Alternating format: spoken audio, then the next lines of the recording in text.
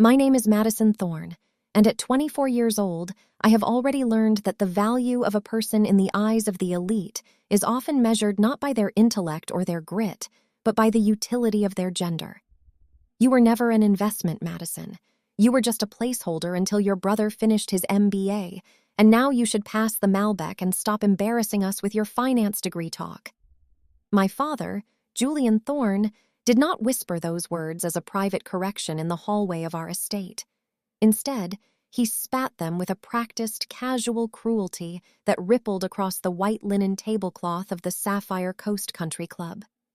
We were seated in the Sterling Room, a private dining hall where the air always smells of expensive cigar tobacco, overpriced sea base, and the suffocating scent of old money that has never had to work for its own survival. There were 14 guests present, including the CEO of a major maritime insurance firm and 2 local judges, all of whom watched me with a mixture of pity and indifference as I sat there in my 3-year-old dress from a discount rack that I had meticulously tailored myself to look like designer couture. I had just graduated at the top of my class from the University of California, Irvine, maintaining a 3.98 GPA while scrubbing grease off industrial stovetops and carrying heavy trays of hash browns for 35 hours a week at the Harbor Diner. My father had not attended the ceremony, nor had my mother, Beatrice, who was currently preoccupied with swirling her glass of 2019 Opus 1 and avoiding my gaze as if my very existence was a social faux pas she couldn't quite scrub away. My brother Leo sat across from me, his face flushed pink from the 3rd glass of wine, wearing a custom-tailored suit that cost more than my entire year's tuition. Leo had barely scraped through his program with a C average, yet tonight was a celebration of his imminent takeover of Thorne International Realty, a $40 million real estate empire built on the back of my grandfather's hard labor and my father's ruthless, often questionable acquisitions. The weight of the silence in the room was heavy, broken only by the rhythmic clinking of silver forks against fine bone china.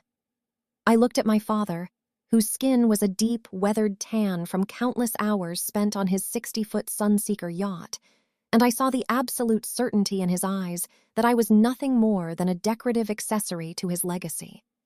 He expected me to be a quiet, dutiful daughter who would eventually marry another man of his choosing to solidify a different merger. But as I reached for the bottle of Malbec, my fingers brushing against the cold, condensation-slicked glass, I felt a familiar, icy resolve hardening in my chest. I poured the wine into his glass with a hand that didn't tremble, the deep red liquid swirling against the crystal like the blood of the empire I was already beginning to dismantle from the inside. But I am getting ahead of myself, and to understand the depth of this betrayal, I have to take you back to the grueling reality of the last 4 years, a period my parents viewed as a rebellious phase but which I utilized as a covert training ground for a financial coup. While Leo was busy spending his $5,000 monthly allowance on bottle service at nightclubs in West Hollywood, I was living in a 400-square-foot studio apartment in a dilapidated building in Santa Ana where the rent was $1,600 a month and the radiator hissed like a dying animal all winter. Every morning at 4:30, the alarm on my cracked iPhone 11 would pierce the silence, and I would drag myself out of bed to begin a shift at the diner. The smell of old fryer oil and cheap coffee became my second skin, a stark contrast to the aroma of jasmine and expensive leather that permeated the Thorne household. My father had cut off my college fund the moment I refused to major in interior design, telling me that a woman in finance was like a cat in a dog show, a nuisance that no one took seriously. I took that insult and forged it into a weapon. I worked the double shifts, I studied my textbooks under the dim light of the diner's break room during my 15-minute lunch breaks, and I learned things about the Thorne International Realty portfolios that my father and brother were too lazy or too arrogant to notice. Because I was the ignored daughter, the one who was tasked with filing paperwork in the summers because they were too cheap to hire a temp, I had access to every ledger, every tax return, and every offshore account registration for the last decade. They thought I was just looking at numbers, but I was looking at the cracks in their foundation. That night at the country club, the humiliation was the final catalyst. I watched as Leo bragged about his plans to develop the Laguna Heights project, a $12 million venture that was the crown jewel of the Thorne portfolio. He spoke with the unearned confidence of a man who had never had to balance a checkbook or understand the nuances of a high-interest construction loan. He didn't know that the environmental impact reports had been doctored by a corrupt consultant my father had on retainer, or that the zoning permits were currently under a quiet investigation by the city's audit committee. I knew because I was the one who had spent my nights at the university library cross-referencing public records with my father's private files. I sat there, listening to the laughter of the guests, men in $500 shoes who thought they were masters of the universe, and I realized that the only thing keeping this empire afloat was the collective delusion of people who believed that the Thorne name was synonymous with stability. My name is Madison Thorne, and for 24 years I was told that I was a placeholder, a temporary fixture in a house that belonged to the men. But as I sat at that table, I wasn't just a waitress with a degree or a daughter who had been pushed too far. I was the person who knew exactly where the bodies were buried in the company's balance sheets. I looked at the Malbec in my father's glass, reflecting the dim amber light of the chandelier, and I felt a sense of calm that was almost predatory. They had spent years making me feel small, making me feel like my hard work was a hobby and my intellect was an embarrassment. They didn't realize that when you ignore someone, you give them the perfect vantage point from which to watch you fail. The dinner continued for 3 more hours, a marathon of pretension and veiled insults. My mother spent a good 20 minutes discussing the $20,000 drapes she was ordering for the summer house in Newport, while my father and the judges discussed a new tax loophole they were hoping to exploit. No one asked me about my honors thesis on algorithmic trading or the job offer I had received from a top-tier hedge fund in Manhattan that I had quietly declined so that I could stay here and finish what I started. I played my role perfectly, nodding when expected, offering polite smiles, and remaining the invisible, obedient placeholder they required. But as we walked out to the valet stand at the end of the night, the cool Pacific breeze ruffling the silk of my mother's shawl, I watched my father hand a $20 bill to the young man bringing around his black 2024 Cadillac Escalade ESV. The arrogance in his gesture, the way he didn't even look the valet in the eye, was a microcosm of his entire life. He believed the world existed to serve him, and he believed I was part of that service. I climbed into the back seat, the leather smelling of brand new luxury, and I checked my phone. A single encrypted message had arrived from a contact I had made during my internship at the city's forensic accounting department. The audit of the Laguna Heights project was going to be made public in 48 hours. My father's empire was built on a bed of sand, and I was the one who had tipped off the tide. Family is supposed to be the ground you stand on, the people who invest in your potential and celebrate your triumphs. But in the Thorne family, family was a hierarchy of utility, and I had been placed at the very bottom. I looked out the tinted window as we drove past the sparkling lights of the coast, thinking about the thousands of hours I had spent serving eggs and bacon, the blisters on my feet, and the exhaustion that had become my constant companion. I didn't hate my father for his cruelty, because hate requires an emotional investment that he no longer deserved. I felt something much more clinical, a drive for justice that looked a lot like revenge. As the car pulled into the gates of our estate, I knew that within a week, the man who told me to stop embarrassing him with my finance talk would be begging me to use that very degree to save him from a prison sentence. And for the first time in my life, I wouldn't be the one clearing the table. I would be the one walking away from it. The contrast between my life and the carefully curated reality of my brother, Hunter, was not just a gap in finances. It was a suffocating chasm that defined every waking breath of my existence for the last 4 years. While I spent 48 months navigating the blistering heat of Southern California in a 2009 crystal black pearl Honda Civic with a compressor that had died 3 summers ago, leaving me to arrive at my university lectures drenched in sweat and smelling of the exhaust from the 405 freeway. Hunter was gliding through the streets of Miami in a graphite 2024 Porsche Cayenne Turbo E-Hybrid. My car had a permanent check engine light that glowed like a mocking ember on the dashboard and a driver's side window that whistled whenever I hit 60 miles per hour. A constant reminder of the $14.25 hourly wage I earned at the Harbor Diner, where every nickel of my tips was meticulously diverted toward the $500 cost of a single Pearson finance textbook or the exorbitant laboratory fees required for my senior thesis. I became an expert at the silent geometry of poverty within a family of extreme wealth, learning how to polish my $15 Target flats with a cheap sponge until they looked passable from a distance, while Hunter sat in his $3,400 a month waterfront condo in the Edgewater district of Miami, a residence fully subsidized by Thorne Holdings under the guise of a relocation allowance for a career that didn't actually exist. Hunter is 26, 2 years my senior and light years behind me in every metric of actual capability. Yet he was the golden prince of the Thorne dynasty, gifted a $9,500 Rolex Submariner for his birthday, while I was gifted a polite nod and a reminder that I was lucky they were still paying for my health insurance.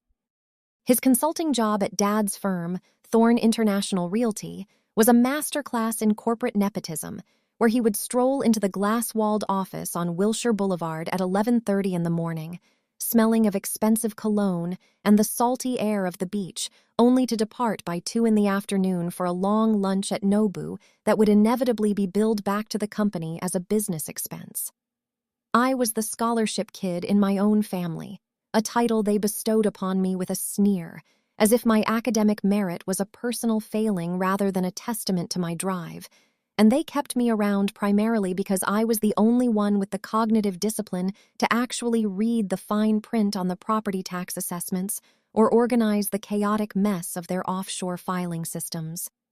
I spent my weekends hunched over a flickering laptop screen in my cramped studio apartment, deciphering the Byzantine structures of my father's real estate investment trusts, while Hunter was posting Instagram stories of his weekend trips to Tulum, all paid for by the sweat of employees he didn't know and the intellect of a sister he didn't respect. The sheer injustice of our divergent paths was a bitter pill that I swallowed every single day, flavorless and cold, as I watched my father, Julian, treat Hunter's mediocrity as if it were a rare vintage wine while dismissing my straight-A transcripts as nothing more than the expected output of a utility worker.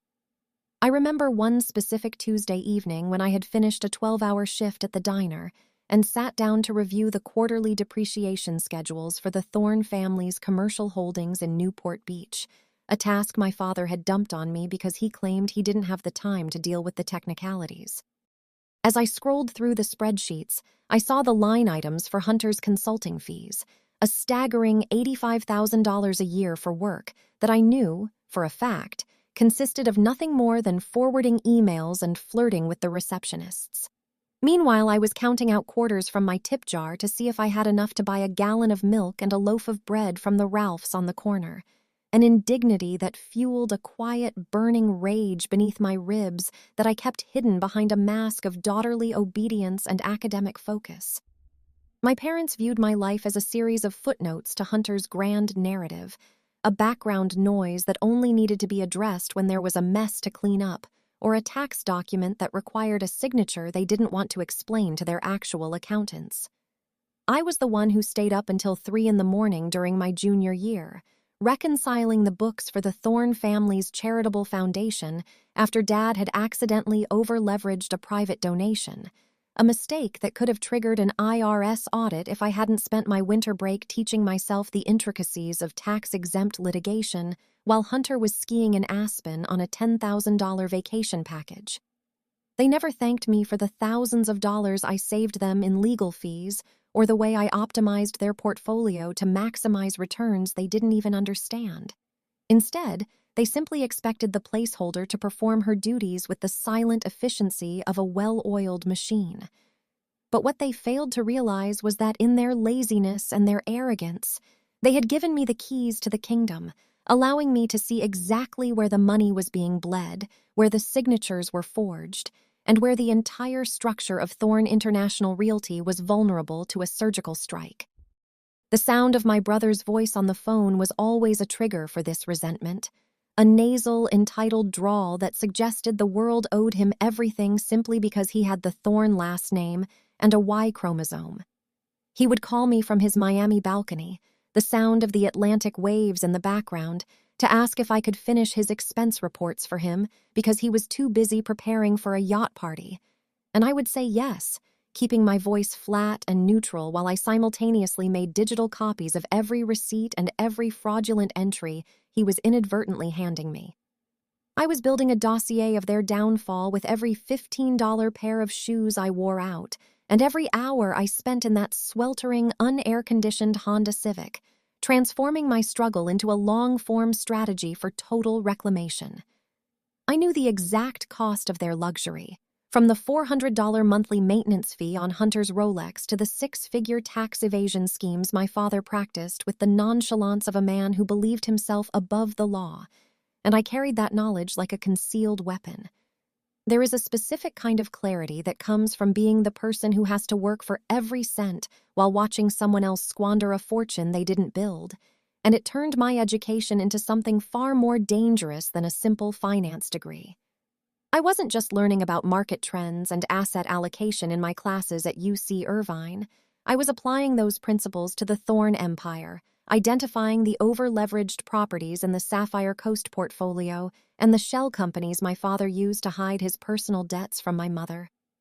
I was the ghost in their machine, the quiet girl in the Target flats who they assumed was just grateful for a seat at the dinner table, never realizing that I was calculating the exact moment to pull the rug out from under their polished, custom-made loafers. The $14.25 an hour I earned was more than just a wage. It was my independence, the proof that I could survive in a world that didn't hand me a silver spoon, and it gave me the moral high ground to do what was necessary when the truth finally demanded to be told. Every night when I returned to my apartment, my back aching from carrying trays and my mind buzzing from a day of advanced macroeconomics, I would look at the Thorne International Realty logo on the folders I was tasked with organizing, and I would feel a cold sense of destiny. My father and brother were parasites living off the legacy of a grandfather who actually knew the value of a dollar. And I was the only one left with the spine to uphold the standard of excellence they had so casually discarded. They treated me like a servant who happened to share their DNA, a convenient tool for the boring parts of being rich. But they had forgotten the first rule of power: never give your enemies a reason to watch you so closely. As I sat in the humid silence of my car, the interior smelling of old upholstery and the faint scent of diner grease that I could never quite wash away, I knew that the contrast between my struggle and their excess was coming to an end, and when the dust settled, the placeholder would be the only one left standing in the ruins of the empire they were too lazy to protect. The financial reality of the Thorne household was a house of cards held together by my silence and my labor, a fact that became even more apparent when I discovered a series of unauthorized transfers from the company's primary escrow account to Hunter's personal investment fund in the Cayman Islands. It was a $40 million real estate empire, but beneath the surface, it was a mess of unsecured loans and predatory lending practices that my father had initiated to keep up the appearance of wealth during a market downturn. They were so confident in my loyalty and my supposed lack of ambition that they didn't even bother to hide the digital breadcrumbs, leaving a trail that led directly to the heart of their corruption. I was the scholarship kid, the one who knew how to balance a budget down to the last penny, and as I watched Hunter flaunt his Rolex at the Sapphire Coast Country Club, I knew that I was the only person in the world who knew the exact time his clock was going to run out.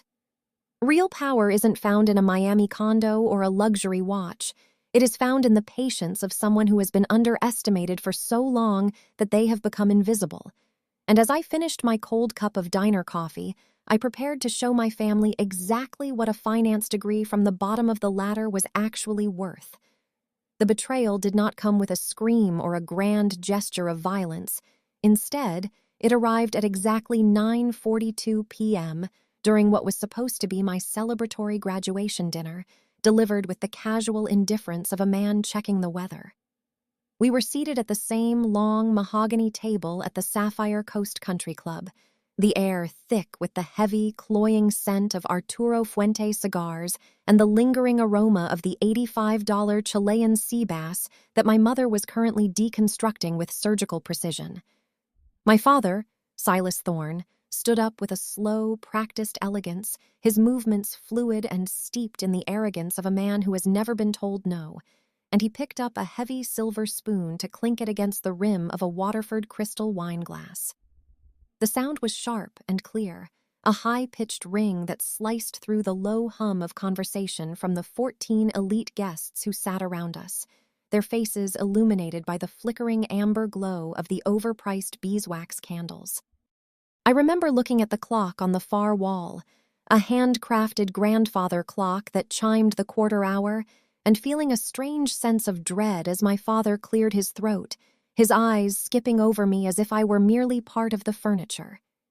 He announced, with a voice as cold and smooth as the marble floors of our foyer, that the $150,000 trust fund left to me by my late grandmother, Evelyn, money that was explicitly and legally earmarked for my master's in financial engineering at Columbia University, had been liquidated in its entirety that afternoon. Silas didn't flinch as he explained, with a dismissive shrug of his tailored shoulders, that the capital was needed to provide a fresh start for my brother Hunter's new startup, a vaguely defined tech venture that everyone in the room knew was nothing more than a vanity project to keep him occupied. My heart didn't just sink. It felt as though it had been physically hollowed out of my chest, leaving behind a cold, cavernous void where my future used to be. I had spent years dreaming of that degree, nights poring over quantitative models and stochastic calculus while the smell of diner grease clung to my hair, all for the hope that I could finally earn my place in a world that only valued the Thorne name. I looked at my mother, Beatrice, expecting to see a flicker of maternal defense or at least a shadow of discomfort, but she didn't even lift her gaze from the remnants of her sea base, her focus entirely occupied by the 3-carat VVS1 Clarity diamond earrings she was adjusting with a gloved hand. She had become a master of elective blindness, choosing to ignore the dismantling of her daughter's life to maintain the tranquility of her own social standing. The guests did not gasp in horror at the theft of my inheritance. Instead, the room erupted in a chorus of refined laughter when Hunter leaned back in his chair, his $9,500 Rolex catching the light as he joked that Madison is better at saving pennies anyway and wouldn't know what to do with a 6-figure sum if it hit her in the face. The cruelty of it was breathtaking, a coordinated effort to remind me that despite my 3.98 GPA, despite my grit, and despite the fact that I was the only one in the family who could actually explain a balance sheet, I was still nothing more than a placeholder in their eyes. I sat there in the silence that followed the laughter, the taste of the expensive Malbec turning to ash in my mouth as I realized that the people I called family had just committed a financial execution in front of a live audience. I could smell the leather of their shoes, the expensive perfumes of the socialites, and the metallic tang of the silver utensils, all of it coalescing into a singular sensory memory of the moment I realized I was truly alone. My father's hand, still holding the silver spoon, looked steady and untroubled, the hand of a man who believed that everything he touched belonged to him by divine right, including the legacy my grandmother had tried so desperately to protect from him. Evelyn had known Silas was a predator, which is why she had hidden that money in a trust, but I had underestimated the lengths he would go to and the loopholes he would exploit to ensure that the golden son was never forced to face the consequences of his own incompetence. The weight of the betrayal was suffocating, pressing down on my lungs until each breath felt like a labor, yet I forced my face to remain a mask of absolute frozen composure, because I knew that any sign of weakness would only fuel their amusement. I watched Hunter, who was now basking in the attention of the CEO of the maritime insurance firm, his face flushed with the unearned victory of a thief who has just been handed the keys to a vault. He didn't see the way my fingers tightened around the stem of my glass until the skin turned white, and he didn't notice the way I was already recalculating the variables in the mental dossier I had been building since I was 19. They thought they had just taken away my future at Columbia, but what they had actually done was remove the last remaining shred of hesitation I had about destroying the Thorne International Realty empire. I was no longer a daughter trying to earn her father's respect. I was an adversary who had been robbed, and I was going to ensure that the $150,000 they stole would eventually cost them $40 million. The dinner continued as if nothing life-altering had occurred, the conversation shifting effortlessly to the rising costs of private jet maintenance and the upcoming gala at the Botanical Gardens, while I sat like a ghost at my own table. Every clink of a fork and every dry chuckle from the men in their charcoal gray suits felt like a needle pricking at my skin, reminding me of the 4 years I had spent in that 2009 Honda Civic with the broken air conditioning, saving every dollar of my $14.25 hourly wage while they sat in air-conditioned luxury. I thought about my grandmother, a woman who had worked in a munitions factory during the war and understood the value of every single cent, and I felt a surge of protective fury for the way Silas had spit on her memory to fund Hunter's hedonism. The trust fund was more than just money to me. It was the exit ramp from a life of serving eggs to strangers and being treated like a servant by my own blood, and seeing it liquidated was like watching a door slam shut and lock from the outside. But as I watched my father sit back down and take a triumphant sip of his wine, I realized that he had made a fatal tactical error by revealing his hand so early and so publicly. He believed he had broken me. He believed that without that money I would be forced to crawl back to him and accept whatever crumbs he deigned to throw my way. But he forgot that I had been trained by the very best in the art of the long game, himself. I knew the exact structure of the trust. I knew the specific fiduciary duties that Silas had just violated by transferring those funds to a non-educational entity, and I knew that the startup Hunter was planning was actually a front for a real estate flip that was borderline illegal under current California zoning laws. I wasn't just a finance major. I was the girl who had spent the last 6 months quiet tagging the Thorne family's digital assets and mapping out the web of shell companies that Silas used to bypass his creditors. The room continued to smell of those expensive cigars, a scent that I will forever associate with the death of my innocence and the birth of my resolve, as I began to formulate the opening moves of my counteroffensive. I looked at the 3-carat diamonds in my mother's ears, thinking about how many shifts at the diner it would take to buy just one of them, and then I thought about how much it would hurt her when the repo men eventually came to take them away as part of a bankruptcy settlement. I didn't want their pity, and I certainly didn't want their apologies. I wanted the cold, mathematical satisfaction of seeing the Thorne name erased from the very country club that they used as a stage for my humiliation. When the valet eventually brought around the Cadillac Escalade at the end of the night, and my father handed him that same dismissive $20 bill, I didn't feel the sting of the placeholder label anymore. I felt the sharp electric hum of a predator who has finally found the weakness in the herd. Family isn't blood, and it certainly isn't a silver spoon clinking against a crystal glass in a room full of people who only love you when you're useful. Family is loyalty, and since the Thornes had demonstrated none, I owed them nothing in return. As we drove back to the estate in the humid silence of the Southern California night, I leaned my head against the cool glass of the window and watched the moon reflect off the black waters of the Pacific, knowing that the $40 million empire was already beginning to rot from within. I had my 3.98 GPA, I had my $14.25 an hour savings, and I had the absolute unwavering knowledge of where Silas had hidden the original deeds to the Laguna Heights property. They had called me an investment that failed to pay out, but they were about to learn that I was a high-interest debt that they could never, ever afford to repay. The master's degree at Columbia might have been delayed, but the education I was about to give my family was going to be free of charge and far more permanent.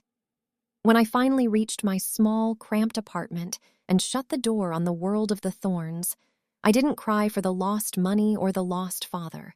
Instead, I sat down at my desk and opened my laptop, the blue light of the screen illuminating the spreadsheets that would become my weapons. I checked the balance of my own meager savings account, the one Silas didn't know about, and I saw the 4 years of tips and wages that I had scraped together. It wasn't $150,000, but it was enough to hire the one private investigator who knew more about my father's offshore dealings than I did. The smell of diner grease was still on my jacket, a reminder of the work that had built my character while my brother's luxury had only built his arrogance. I was Madison Thorne. I was 24 years old, and as I clicked the first sequence of keys to initiate the audit of Thorne International Realty, I knew that the laughter in the Sterling Room was the last thing my father would ever celebrate. The placeholder was moving, and this time the entire board was going to shift with me. At 12:15 a.m., the world was a void of charcoal shadows and the rhythmic, artificial hum of the neon lights illuminating the cracked pavement of a 24-hour Shell station on the outskirts of the city. I sat in the driver's seat of my 2009 crystal black pearl Honda Civic, the engine ticking as it cooled in the damp night air, while the fluorescent glow of the station's canopy cast a sickly, clinical light over the interior of the car.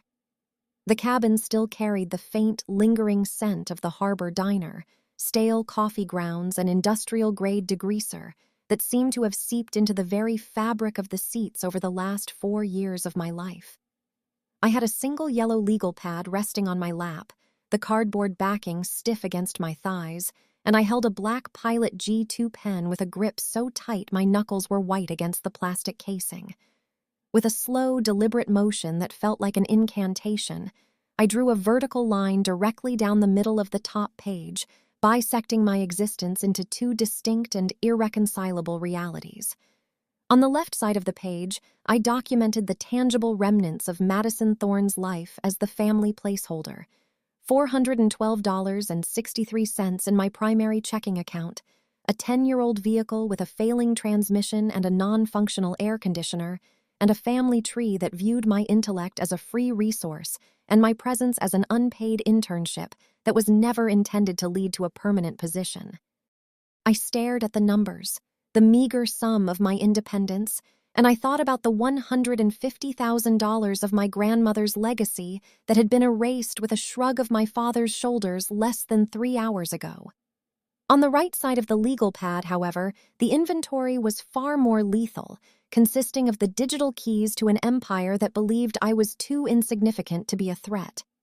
I had the complete login credentials, 2-factor authentication bypass codes, and the encrypted folder pathways to the Thorne family's entire offshore audit trail, a labyrinth of financial maneuvers that I had managed, organized, and quietly documented for Silas Thorne over the last 3 years of my college career.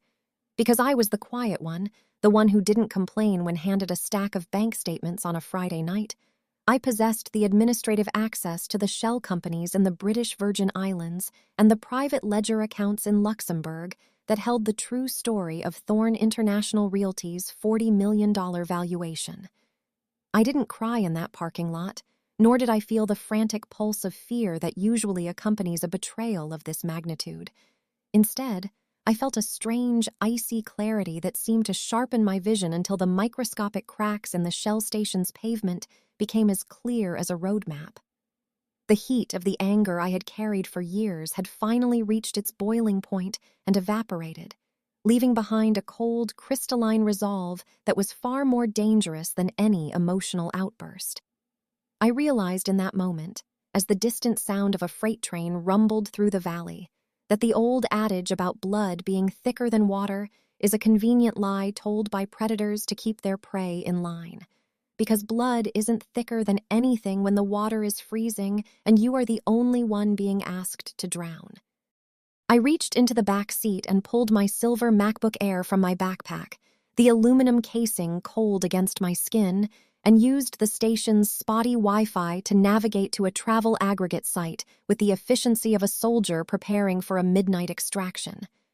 The screen's blue light reflected in my eyes, masking the fatigue that should have been overwhelming me after a 20-hour day of serving tables and enduring psychological warfare at the country club. With 3 steady clicks, I purchased a $284 one-way ticket to Seattle for the 5:10 a.m. flight out of LAX, a transaction that consumed more than half of my liquid net worth, but felt like the most profitable investment I had ever made.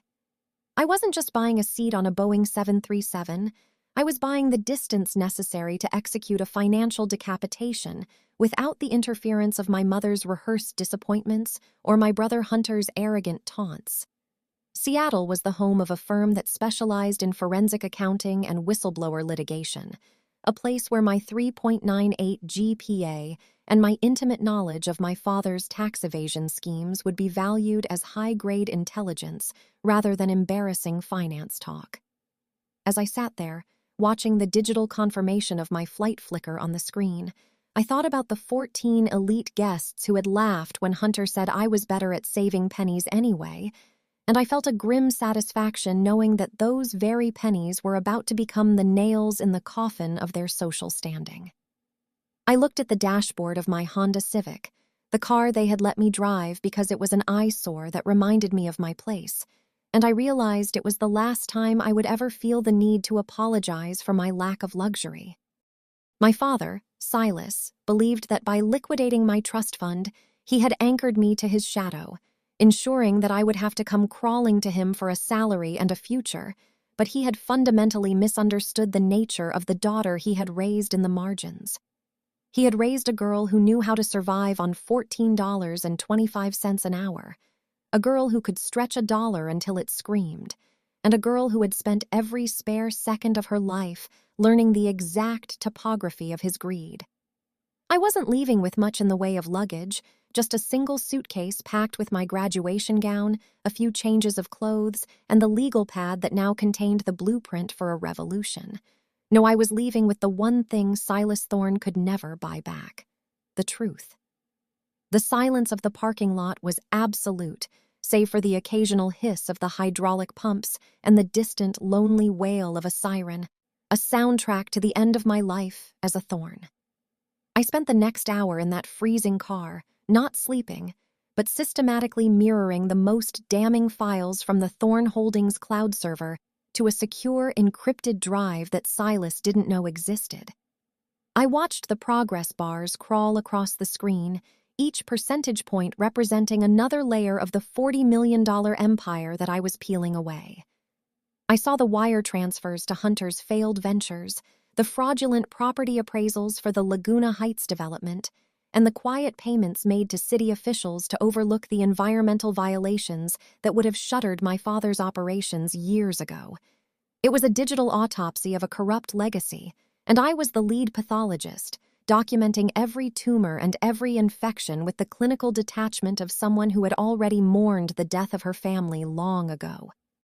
By the time the clock on the dashboard read 2:30 a.m., I had enough evidence to trigger a federal investigation that would make the liquidation of my $150,000 trust look like a rounding error. I put the car in gear, the familiar grind of the transmission sounding like a final farewell to the girl who had spent 4 years being a placeholder, and I began the drive toward the airport. The palm trees along the highway looked like jagged silhouettes against the pre-dawn sky, and the ocean breeze coming through the cracked window was sharp and unforgiving, much like the path I had chosen. I thought about Beatrice, my mother, and how she would react when the 3-carat diamond earrings she loved so much were seized as part of a civil forfeiture, and for a fleeting second, I felt a twinge of the old guilt. But then I remembered her eyes directed firmly at her Seabass while my father stole my future, and the guilt vanished, replaced by the cold, stabilizing weight of the MacBook in the passenger seat. My name is Madison Thorne, and as I pulled into the long-term parking lot at LAX, I knew that I was no longer an investment that had failed to pay out for my father. I was a liability that was about to go live. The airport was a cavern of echoes and tired travelers, a neutral ground where the Thorne name meant absolutely nothing, and for the first time in 24 years, I felt the lightness of anonymity. I stood in the security line, my $15 Target flats scuffed but functional, and I looked at the people around me, real people who worked real jobs and lived real lives, and I felt a kinship with them that I had never felt with the guests at the Sapphire Coast Country Club. I was leaving the sun-drenched facade of Southern California for the gray, rainy reality of the Pacific Northwest, a climate that matched the internal weather of my soul. When the gate agent scanned my boarding pass and told me to have a nice flight, she didn't know she was witnessing the departure of a ghost and the arrival of an architect of ruin. I walked down the jet bridge, the air smelling of jet fuel and possibility, and I didn't look back at the city that had tried to break me by making me small. As the plane took off, the engines roaring with a power that vibrated through my very bones, I watched the coastline disappear beneath a layer of clouds, the expensive real estate of my father's kingdom becoming nothing more than tiny, insignificant dots of light in a vast, dark expanse. I opened my legal pad one last time and turned to a fresh page, writing a single sentence at the very top. The cost of a placeholder is everything you own. Family is supposed to be the people who stay when the truth comes out, but when your family is built on a foundation of lies, the only way to find your people is to burn the house down and see who is still standing in the ashes. My father thought he was teaching me a lesson about power and gender and the cold reality of finance, but the only lesson I had truly learned was that you should never steal from the person who keeps your books. The Malbec he drank tonight was the last taste of luxury he would ever enjoy without the bitter aftertaste of my name. And as the flight attendant handed me a plastic cup of water, I drank it with the solemnity of a queen claiming her throne. The $40 million real estate empire was 40,000 feet below me, and by the time I landed in Seattle, I would be the only one who knew how to stop the bleeding. And I had no intention of doing so. I did not drive back to the hollow opulence of the Thorne estate, where my father's expensive Malbec still stained the glasses, and my mother's 3-carat diamonds likely sat on her nightstand as she slept the sleep of the willfully ignorant. Instead, I steered my 2009 Honda Civic away from the gates and toward a fluorescent-lit sanctuary of cold, hard facts. I drove straight to a 24-hour Kinko's, nestled in a desolate strip mall where the buzzing of the overhead lights provided the only soundtrack to my revolution. The air inside the shop smelled of ozone, warm paper, and industrial toner, a sharp and chemical contrast to the jasmine-scented betrayal I had just escaped. I spent the next hour hovering over a heavy-duty Xerox Workcenter multifunction printer, my fingers moving with a precision that my father had never cared to notice, as I meticulously printed 15 identical copies of a file I had named Document Exhibit A. This was not just a collection of numbers, it was a detailed 42-page ledger that tracked the surgical extraction of $1.2 million from the Thorne Family Foundation, a tax-exempt charity ostensibly created to fund children's literacy programs, which had been diverted into Hunter's personal account under the transparent guise of consulting fees. As the machine whirred and spat out the warm pages, each one a nail in the coffin of my brother's unearned luxury, I felt a grim sense of satisfaction that far outweighed the exhaustion beginning to gnaw at the edges of my vision. The evidence was undeniable, a trail of digital breadcrumbs that Silas and Hunter had been too arrogant to sweep away because they believed the person holding the broom was too insignificant to understand what she was looking at.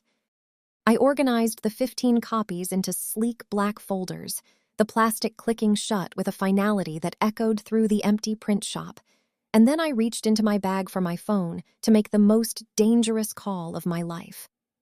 I contacted a man I had met during my junior year internship at the city's Financial Crimes Division, a ruthless, hyper-analytical auditor named Marcus Thorne, no relation, a coincidence he found perpetually amusing, who now operated out of a mahogany-clad office on the 42nd floor of a downtown skyscraper. Marcus was the kind of man who viewed a balanced sheet as a moral imperative and a fraudulent one as a personal insult, and when he answered the phone on the 4th ring, his voice was as sharp and alert as if it were midday rather than the dead of night. I told him I had the skeleton key to Thorne International Realty, and without a second of hesitation, He gave me the address of a dimly lit diner on the industrial edge of the city, where the coffee was strong enough to peel paint, and the booths provided the necessary shadows for a clandestine exchange. I arrived at the diner at exactly 2:00 a.m., the bell above the door jingling with a lonely, metallic sound that announced my entry to the two tired truckers sitting at the counter and the waitress who looked like she hadn't smiled since the late 90s. Marcus was already there, seated in the far corner booth with a thick manila folder of his own and a cup of black coffee that steamed in the cool air of the restaurant. He didn't offer a polite greeting or ask how I was doing. He simply gestured for me to sit and watched with eagle-like intensity as I slid the first copy of Document Exhibit A across the Formica tabletop. The diner smelled of burnt toast and old grease, a scent that had become the backdrop of my entire adult life. But as Marcus opened the folder and began to scan the first 3 pages, the atmosphere shifted into something heavy and clinical. I watched his eyes move, rapid, rhythmic, and calculating, as he processed the labyrinth of wire transfers, the offshore routing numbers, and the blatant lack of any actual consulting deliverables to justify the $1.2 million payout to my brother. He took a slow, deliberate sip of his black coffee, the porcelain cup clinking against the saucer as he set it back down. And then he leaned in closer, the dim yellow light of the overhead lamp casting deep shadows across the sharp planes of his face. He whispered in a voice that was barely audible over the hum of the refrigerator unit, telling me that Madison, this isn't just a mistake or a case of creative accounting. This is a federal felony involving wire fraud, money laundering, and the systematic embezzlement of charitable funds.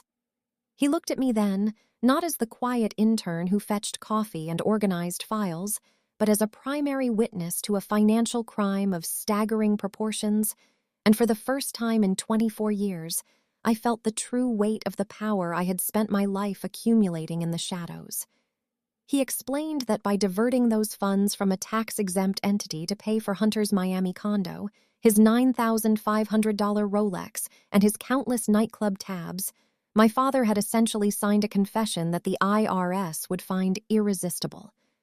Marcus pulled a silver pen from his breast pocket and began to circle specific transaction IDs, his hand steady and surgical, while I sat there and felt the last remaining ties to the Thorne name dissolve into the murky depths of the diner's coffee.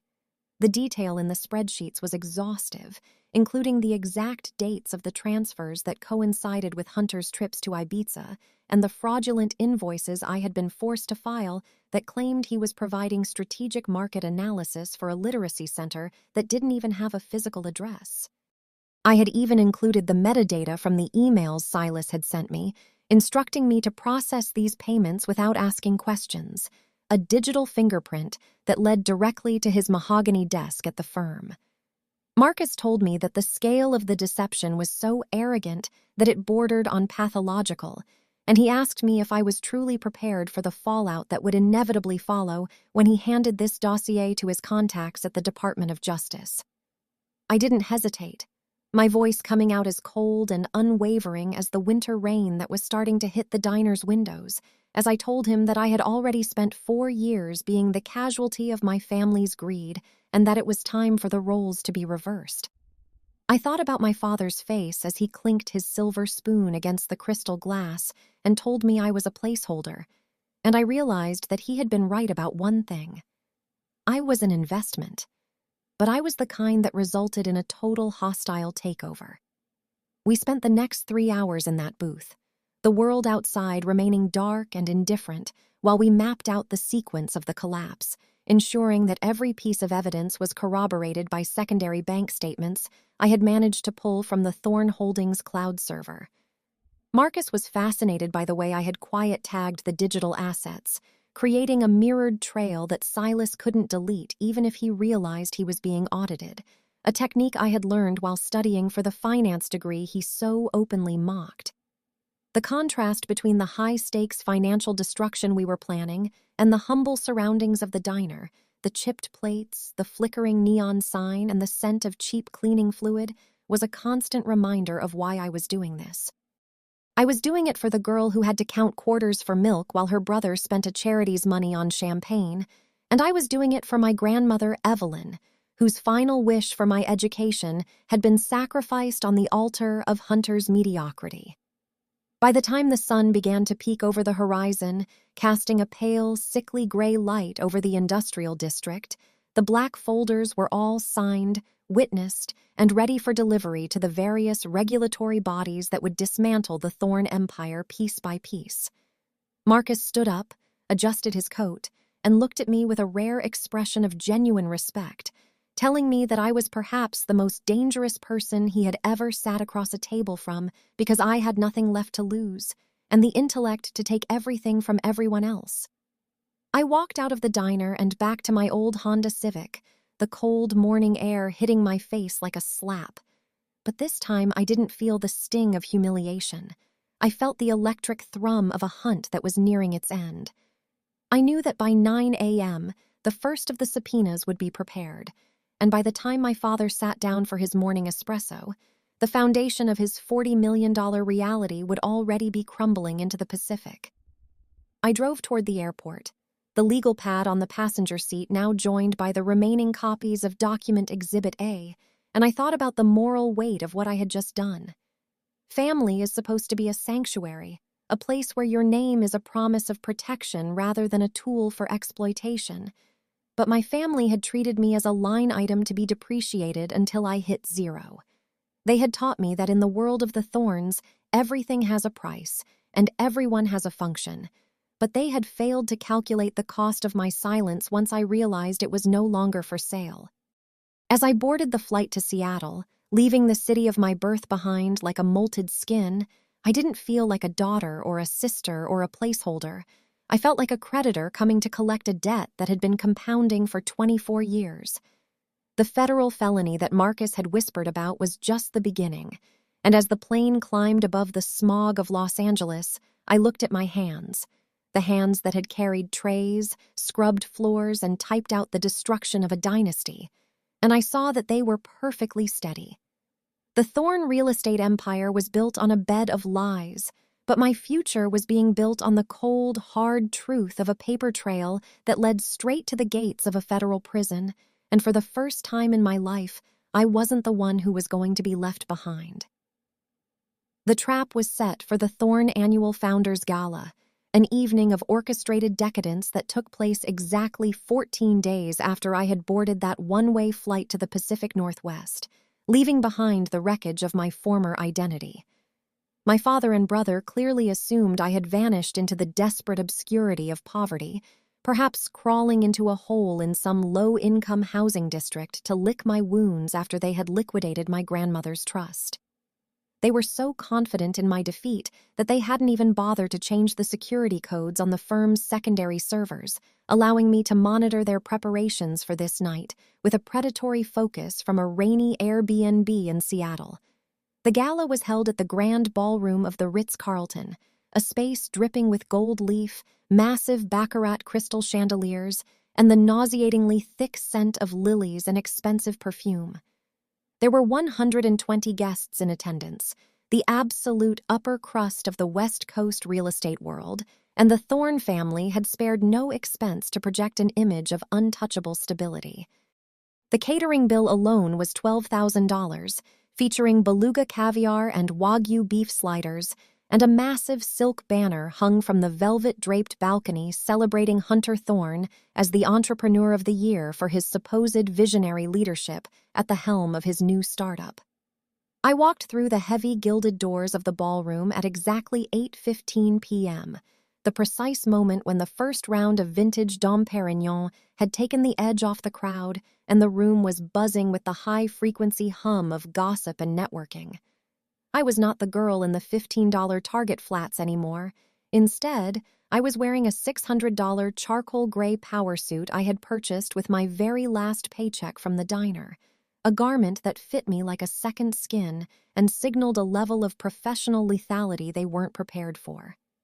My hair was pulled back into a tight, severe bun, and my makeup was minimal but sharp, giving me the appearance of a shark that had accidentally been invited into a room full of brightly colored goldfish.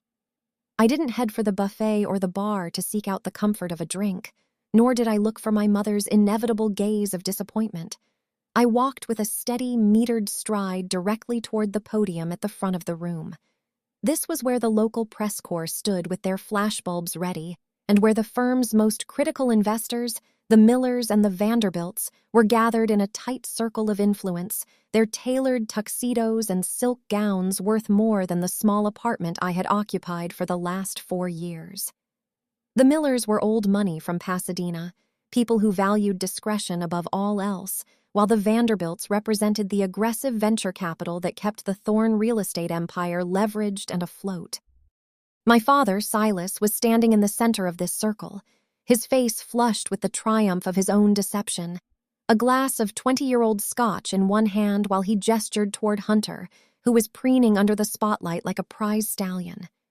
They didn't see me until I was less than 10 feet away, a ghost from the margins of their lives stepping into the center of their carefully constructed narrative.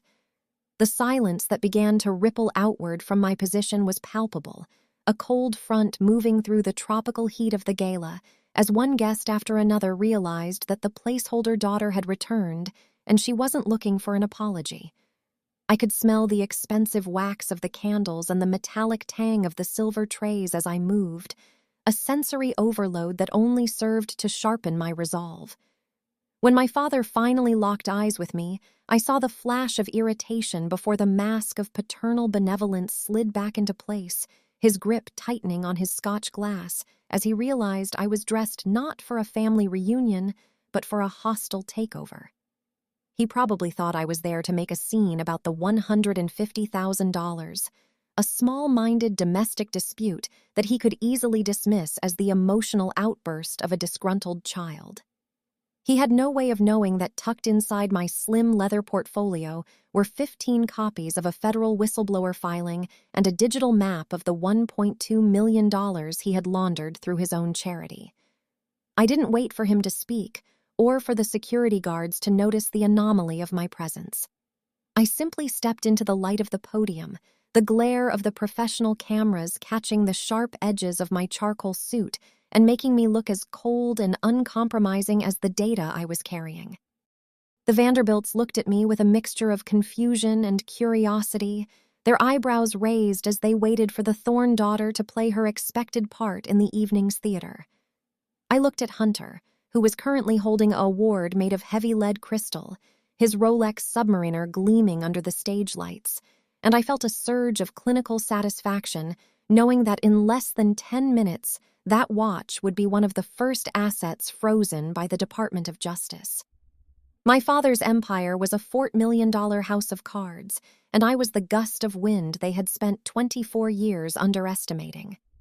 I reached out and adjusted the microphone, the high-pitched feedback whining through the ballroom and cutting through the last remnants of the band's jazz set, demanding the absolute attention of every billionaire, socialite, and journalist in the room. The air in the ballroom felt suddenly thin, as if the sheer weight of the truth I was about to speak had sucked the oxygen from the space. I could see my mother, Beatrice, in the periphery, her hand fluttering to her throat as she recognized the look in my eyes. It was the same look her own father had when he was about to cut a rival out of a deal.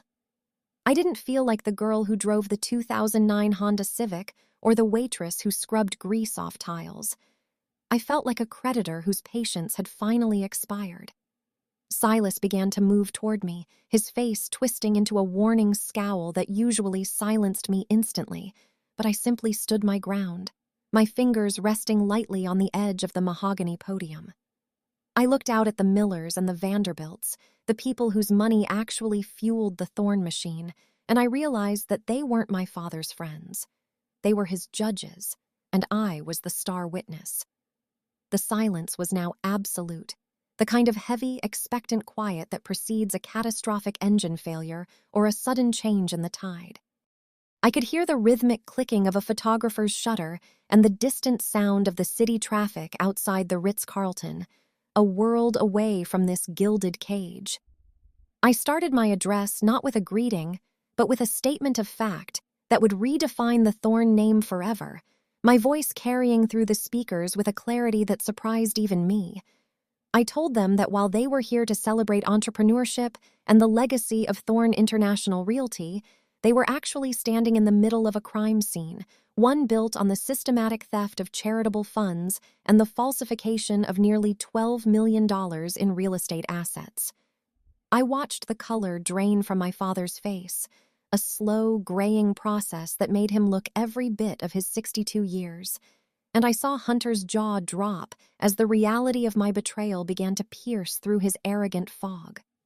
I opened my portfolio and pulled out the first of the black folders, Document Exhibit A, and I didn't hand it to my father. I handed it to the head of the Miller family, a man who had more invested in the Laguna Heights project than anyone else in the room. I told him to look at the third page, the one that detailed the $1.2 million in consulting fees paid to a 26-year-old with no experience, money that had been pulled directly from the foundation meant to teach children how to read. The room didn't erupt in noise.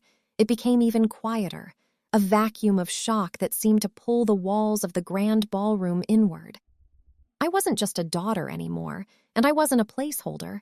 I was the person who was pulling the lever on the trapdoor beneath their feet.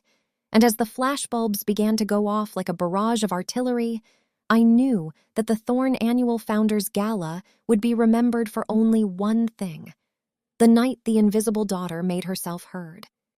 My name is Madison Thorne, and as I stood at that podium, I realized that family is not a bond of blood. It is a contract of mutual respect, and when that contract is breached with the cruelty I had endured, the only logical response is a total liquidation of the relationship. I looked at the $12,000 catering bills worth of food and wine that would now likely go untouched, and I thought about the $412 I had in my account when I left for Seattle, and I knew that I had finally found the correct valuation for my worth. I wasn't an investment that failed. I was the auditor who found the fraud.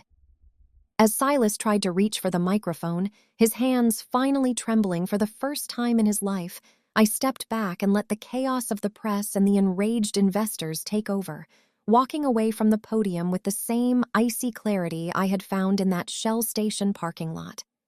The trap was sprung. The goldfish were realizing they were in a tank with a shark, and as I walked out of the Ritz-Carlton and into the cool night air, I didn't look back to see the empire fall. I was too busy looking forward to the life I was going to build with the pieces that were left. I stood at the mahogany podium of the grand ballroom, my fingers resting lightly on the polished wood as the collective breath of 120 of the most powerful people in California real estate seemed to hitch in unison. I did not lean into the microphone with aggression. Instead, I spoke with a measured, crystalline tone that cut through the heavy, jasmine-scented air like a surgical blade, stating that I would like to make a toast to transparency. The silence that followed was not merely a lack of noise. It was a vacuum of pure, unadulterated shock that made the flickering flames of the massive beeswax candles seem to freeze in place. My father, Silas Thorne, finally recovered enough from his initial paralysis to lunge toward the microphone, his face a map of desperate, silent fury. But I was faster, having anticipated his every move for years. Before his hand could reach the stand, I pivoted with the grace of a woman who had nothing left to fear and handed a thick manila folder directly to Mr. Vanderbilt, the man who held the single largest stake in the Thorne Laguna Heights development. I looked him directly in the eye and told him that on page 4, he would see exactly where his last $500,000 capital investment had actually gone, offering the devastating hint that it was currently sitting in the country club parking lot in the form of my brother Hunter's new chalk gray 2024 Porsche 911 GT3. I did not scream or perform for the cameras. I simply began to read out the cold, hard numbers that I had memorized during those long, sweltering nights in my Honda Civic, transforming the podium into a witness stand. I informed the room, including the stunned press corps, that $112,000 categorized as office supplies over the last fiscal year had actually been diverted to cover a string of luxury hotel stays at the Amman, New York, and the Burj Al Arab during Hunter's unannounced vacations. I watched the Millers lean in, their faces hardening into masks of icy professional betrayal, as I continued to detail how $89,000 listed as marketing expenses had been utilized to settle Hunter's mounting gambling debts at the high-stakes tables in Las Vegas.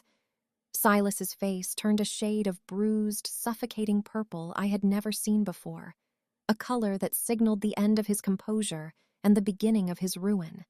While the only music in the room was the rhythmic, high-pitched clatter of silver forks hitting fine bone china plates as the guests, paralyzed by the revelation, inadvertently dropped their utensils. The weight of each figure I spoke felt like a physical blow to the legacy of Thorne International Realty, dismantling the $40 million facade in real time before the very people who had funded its expansion. I detailed the precise dates of the wire transfers, the specific shell companies involved in the obfuscation, and the fraudulent signatures that I had meticulously tracked through the offshore audit trail I managed for 3 years. I could see the sweat beginning to bead on Hunter's forehead, the Golden Boy Entrepreneur of the Year now looking like a cornered animal as he clutched his crystal award so hard I thought it might shatter in his manicured hand. Every word I spoke was backed by the documents I had already handed to the most influential man in the room, and as Mr. Vanderbilt's eyes scanned the ledger on page 4, his expression shifted from disbelief to a cold, litigious rage that was far more terrifying than any shouting match. The sensory details of the room became hyper-focused in my mind. The smell of the Wagyu beef sliders growing cold, the way the light reflected off my mother's 3-carat diamonds as she sat frozen in her seat, and the sound of my own voice echoing through the high-end sound system with a resonance I hadn't known I possessed. I mentioned the $42,000 in foundation money that was supposed to buy books for inner-city schools, but had instead been used to pay for the maintenance and docking fees of Silas's 60-foot Sunseeker yacht. I didn't have to look at my father to know that he was drowning in the realization that his placeholder daughter, the one he had mocked for her finance degree talk, was currently conducting his public execution using the very skills he claimed she didn't have. The contrast between the $12,000 catering bill and the fraud I was exposing created a moral dissonance so loud that it felt like it was vibrating through the floorboards of the Ritz-Carlton. As I reached the midpoint of my presentation, I could see the investors whispering to their legal counsel and the journalists frantically typing on their smartphones, the story of the Thorne collapse breaking in real time across every financial news outlet in the state. I didn't stop until I had laid out the entire map of their deception, from the over-leveraged Laguna Heights loans to the systematic embezzlement of my grandmother Evelyn's final legacy. I looked at the banner celebrating Hunter above the balcony and felt a surge of grim irony. He was indeed an entrepreneur, if the definition of the word was the creative redistribution of other people's wealth into his own pockets. The silence in the ballroom was now punctuated by the sound of muffled gasps and the frantic clinking of ice in glasses as the elite realized the Thorne name was no longer a currency they could trade on. Silas tried to speak, his voice a hoarse, broken rasp as he attempted to claim that I was a disgruntled employee and an unstable daughter, but the weight of document Exhibit A was too heavy to be brushed aside by a lie. Mr. Vanderbilt stood up, his height and presence dominating the front of the room, and he didn't look at Silas. He looked at the folder in his hand and then at me with a nod of terrifying respect. He asked if the federal authorities had been notified of these discrepancies, and I responded with absolute, unwavering calm that the Department of Justice had received their copies at 9:15 this morning, precisely as I was boarding my flight. At that moment, the first set of heavy doors at the back of the ballroom opened, and instead of more catering staff, 4 men in dark suits with federal identification hanging from their necks stepped into the gilded light, their presence acting as the final period on the sentence of the Thorne dynasty. The sound of the silver forks hitting porcelain plates was the only music I needed, a symphony of falling empires and shattered illusions that played as the FBI agents made their way through the crowd toward the podium. I didn't stay to watch them put the handcuffs on Silas or Hunter. I didn't need to see the physical manifestation of their downfall to know that I had already won. I had spent 24 years being the shadow in their house, the girl who kept the books and stayed quiet. But as I stepped down from the podium, I was the only person in the room who truly understood the math of the moment. I walked past my mother, whose eyes were finally on me instead of her sea base. But they were filled with a fear I didn't care to soothe, and I continued out toward the exit with my head held high. The lobby of the Ritz-Carlton was quiet, a stark contrast to the unfolding chaos in the ballroom, and the cool night air of the city felt like a benediction as I stepped out onto the sidewalk. I looked at the valet stand where a black 2024 Chevrolet Tahoe was waiting for one of the guests, and for the first time in my life, I didn't feel like the help or the placeholder or the scholarship kid. I felt like Madison Thorne, the woman who had dismantled a $40 million real estate empire with nothing but a legal pad and the truth. The world was beginning to move again. The headlines were already hitting the digital stands, and as I hailed a car to take me back to my life, I realized that the best part of the toast wasn't the transparency. It was the fact that I was finally the one holding the glass. The moral of the story is that family is a bond that must be earned every single day through integrity and respect. And when those foundations are traded for greed and arrogance, the collapse is not a tragedy, but an inevitability. Silas and Hunter had viewed me as a liability they could depreciate, but they forgot that the most dangerous person in any room is the one who has been taught how to count the cost of everything they've lost. I drove away from the gala, the lights of the city blurring into a streak of gold and white, and I didn't feel the need to look in the rearview mirror to see the wreckage I had left behind. I had my own balance sheet now, and for the first time in 24 years, the bottom line was finally in the black. I was no longer a placeholder. I was the architect of my own future, and the empire I was going to build would be made of something much stronger than the lies of the Thorne family.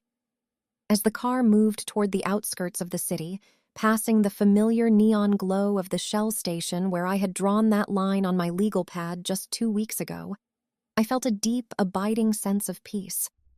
I had turned the dry points of my father's cruelty into a detailed map of his undoing, and in doing so, I had freed myself from the suffocating hierarchy of his utility. The Malbec he had demanded I pass was now a bitter memory, and the finance talk he had tried to silence was the very thing that had saved my life and restored my grandmother's honor. I closed my eyes and listened to the hum of the tires against the pavement, a sound that no longer reminded me of a broken Honda Civic, but of the long, open road ahead. The Thorne name was dead, but Madison was just beginning, and that was the only transparency that truly mattered. The aftermath of the Founders Gala was not a slow decline, but a violent, instantaneous combustion of the Thorne family's carefully curated reality, and by 4:00 a.m., the very next morning, the empire was effectively in ashes. As the sun began to rise over the Pacific, casting a cold, indifferent light on the gated communities of Southern California, Silas Thorne was officially placed under internal investigation by the board of directors and the federal authorities I had notified, his reputation disintegrating with every refresh of the financial news cycle. Hunter's hollow shell of a startup, which had been the darling of the country club set only hours prior, was declared bankrupt before the first trading bell even rang, the $1.2 million he had siphoned from the family charity having been frozen as part of a sweeping civil forfeiture. I was not there to see the look on my father's face when his legal counsel informed him that his assets were inaccessible, nor did I witness my brother's frantic attempts to explain away the $500,000 Porsche that was being towed from the driveway of his subsidized condo. Instead, I was 2,500 miles away in Seattle, watching the gray mist roll off the Puget Sound from the window of my new life, a place where the air felt cleaner and the Thorne name carried no weight other than that of a cautionary tale. I am now 25 years old, and I work as a senior analyst for a premier forensic accounting firm that occupies 3 floors of a sleek glass and steel skyscraper in downtown Seattle, an organization that actually respects the 80-hour work weeks I put in because they see the value of a mind that can navigate the darkest corners of a balance sheet. There is a profound, quiet dignity in being compensated for your intellect rather than being tolerated for your utility. And for the first time in my existence, my 3.98 GPA is not a punchline, but a pedigree. I live in a 750-square-foot industrial loft in the Belltown neighborhood, a space with exposed brick, polished concrete floors, and a floor-to-ceiling view of the Space Needle that glows like a beacon against the obsidian sky every night. My furniture is minimalist and high quality, none of it bought with a Thorne credit card or a father's begrudging permission, and the only person I have to answer to when I wake up at 5 a.m. to check the global markets is the woman I see in the mirror. The scent of my apartment is a mixture of expensive espresso beans and the crisp, cedar-infused air of the Pacific Northwest, a far cry from the stale cigarette smoke and sea bass of the Sapphire Coast Country Club. The silence of my new life is occasionally interrupted by the digital ghost of the man who once called me a placeholder, as Silas has sent me 14 increasingly desperate emails over the last month, each one begging for something he calls family loyalty. He uses words like heritage and blood and legacy, attempting to guilt me into using my expertise to help him navigate the federal indictments that are currently being prepared against him and Hunter. I read the first few sentences of the first email, a frantic, misspelled plea written at 3 a.m, and realized that he wasn't asking for my forgiveness. He was asking for his accountant back. I didn't reply, I didn't cry, and I certainly didn't feel the pull of a bond that he had spent 24 years systematically destroying with his arrogance and his greed. I simply selected the entire thread, clicked the drop-down menu on my MacBook, and marked every single communication from the Thorne domain as spam, ensuring that his voice would never again clutter the digital sanctuary I have built for myself. The contrast between the girl who wore $15 Target flats and the woman who now walks the rain-slicked streets of Seattle in custom-made Italian leather boots is a testament to the fact that survival is the ultimate form of rebellion. My mother, Beatrice, has tried to call me as well, her voice on the few voicemails I haven't deleted sounding thin and brittle, as if the loss of her 3-carat diamond earrings has finally forced her to see the world as it truly is. She talks about the shame and the social isolation, the way the Millers and the Vanderbilts have erased the Thornes from their guest lists, and she asks me how I could do this to the people who gave me everything. I listen to her and realize that she still doesn't understand that they didn't give me everything. They gave me a front-row seat to my own erasure, and I simply chose to write a different ending to the story. I don't hate her, but I no longer have the capacity to carry the weight of her elective blindness, so I delete her messages too, watching the little red notification bubble disappear with a sense of profound, liberating finality. My life in Seattle is defined by a rigorous, beautiful autonomy that I never thought possible when I was scrubbing eggs off plates at the Harbor Diner for $14.25 an hour. I spend my days dismantling corporate fraud for clients who value my ruthlessness, and I spend my evenings at a small, independent bookstore or walking along the waterfront, the cold wind reminding me that I am alive and independent. I have started a small scholarship fund in my grandmother Evelyn's name, specifically for young women in finance who have been told their degree talk is an embarrassment, a way to ensure that the $150,000 Silas stole is translated into a legacy of actual substance. Every time I sign a check for that fund, I feel a connection to the woman who tried to protect me, a bond of character that is infinitely stronger than the bond of DNA. The Thorne International Realty Empire may be in receivership, and my father and brother may be facing years of litigation and potential prison time, but the wealth I have gained since leaving is not measured in real estate portfolios or offshore accounts. The moral of this journey is that family is not a biological mandate. It is a spiritual and ethical alignment, and when that alignment is broken by those who should be your fiercest protectors, you have a moral obligation to yourself to walk away. I spent years trying to earn a seat at a table that was designed to keep me hungry, never realizing that I had the power to build my own table in a city where my name wasn't a liability. I learned that blood isn't thicker than water when the water is freezing, and that the people who treat you like an investment to be liquidated are not your kin. They are your creditors. By cutting off the toxic branches of the Thorne family tree, I didn't lose my identity. I finally found the space to grow into the person I was always meant to be. I am Madison Thorne. I am a senior analyst, a homeowner, and a woman who knows exactly what she is worth down to the very last cent. The city of Seattle has embraced me with its gray skies and its relentless rain, a climate that demands resilience and provides a backdrop of quiet, steady progress that suits my soul perfectly. I no longer drive a car with a broken air conditioner or a check engine light that haunts my dreams. Instead, I take the light rail or walk, feeling the pavement beneath my feet as a solid, undeniable reality that belongs only to me.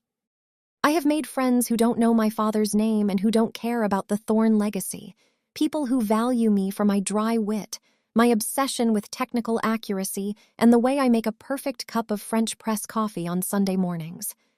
We sit in my loft and talk about the future, about the books we're reading and the mountains we want to climb, and not once has anyone told me to stop talking or to pass the wine as if I were a servant. This is what family looks like. A group of people who choose to be in a room together because they respect the personhood of everyone at the table. As I sit here tonight, the Space Needle glowing a soft, electric violet against the clouds, I think about that night at the country club and the 2019 Malbec that started the end of the world. I realize now that my father's cruelty was the greatest gift he ever gave me, because it forced me to stop seeking his approval and start seeking my own freedom. He thought he was breaking me, but he was actually forging the weapon that would eventually be used to dismantle him. I am no longer a placeholder, I am no longer a scholarship kid, and I am certainly no longer an unpaid intern in the Thorne dynasty. I am a woman who took the dry, cold facts of a financial ledger and used them to ignite a fire that burned away the lies of my childhood. The view from my loft is spectacular, not just because of the architecture or the city lights, but because it is a view I earned with every hour of study, every tray I carried, and every document I filed in the dark. My story is not one of revenge, though it may look like that to the people who lost everything. It is a story of reclamation, of a daughter who refused to be an investment and decided to be an individual. The Thorne empire is gone, but I am still here. And for the first time in my life, the balance sheet of my heart is perfectly, beautifully reconciled.